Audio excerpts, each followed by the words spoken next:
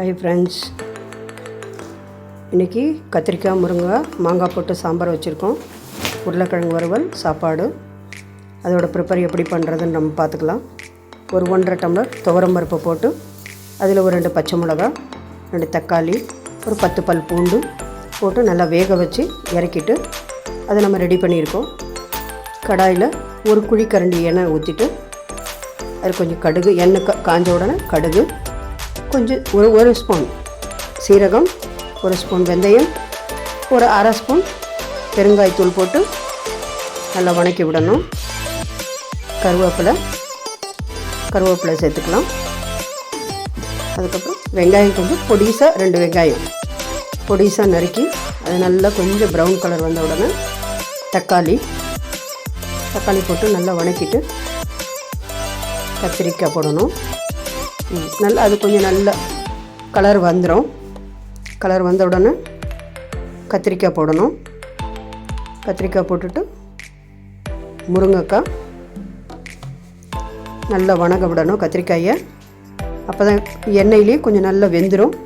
முருங்கைக்காய் போட்டுட்டு நல்லா வணக்கி விட்டுட்டு பருப்பில் எடுத்து அதில் கொட்டிட்டு தேவையான அளவு உப்பு போட்டு ஒரு சின்ன டீஸ்பூன் 2 ஸ்பூன் அளவுக்கு கலந்த மிளகாய்த்தூள், மசாலா போட்டு எல்லாமே கலந்த மிளகாய்த்தூள் போட்டு தேவையான அளவு ஒரு 2 டம்ளர் தண்ணி ஊற்றி ரெடி பண்ணி வச்சுக்கணும்.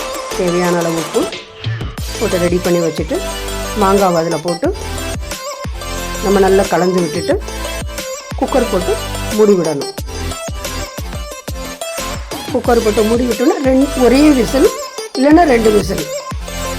மாங்காய் எதுக்கு லாஸ்ட்டாக போடுறோம்னா நல்லா சீக்கிரம் அது வெந்துடும். கொத்தமல்லி தழையும் அதில் போட்டோம்னா நல்லா இன்னும் வாசனையாக இருக்கும். வெயிட் போட்டு 2 விசில் வந்த உடனே இறக்கிட்டோம்னா சாம்பார் ரெடி. அடுத்தது உருளைக்கிழங்கு வறுவலுக்கு கடாய் ரெடி பண்ணிக்கலாம். இன்றைக்கி உருளைக்கிழங்கு வறுவல் கடுகு போட்டுட்டு கொஞ்சம் சோம்பு, கொஞ்சமாக சீரகம், இஞ்சி பூண்டு நசுக்கி வச்சுருக்கோம். அதை நல்லா எண்ணெயில் வணக்கிட்டு கருவேப்பிலை, இந்த வெங்காயம் எடுத்து ஒரு 2 வெங்காயம் எடுத்துக்கோங்க. ஒரு 5 உருளைக்கிழங்குக்கு ஒரு 2 வெங்காயம், ஒரு 2 தக்காளி. கொஞ்சம் பெருசாக இருந்தால் 2 தக்காளி போதும். சின்னதாக இருந்தால் 3 தக்காளி எடுத்துக்கோங்க. பொடிசாக நறுக்கி வச்சுட்டு அதை நல்லா வணங்க விட்டுட்டு அதில் வேக வச்ச உருளைக்கிழங்கு ரெடியாக இருக்குது. அதை நறுக்கி அதில் எண்ணெயிலேயே கொஞ்சம் வணக்கிறோம். எண்ணெய் கொஞ்சம் கம்மியாகவே இருந்தால் கூட உடம்புக்கு நல்லது. அதில் சால்ட்டு கொஞ்சம் ஆட் பண்ணிவிட்டு நல்லா வணக்கி விடணும்.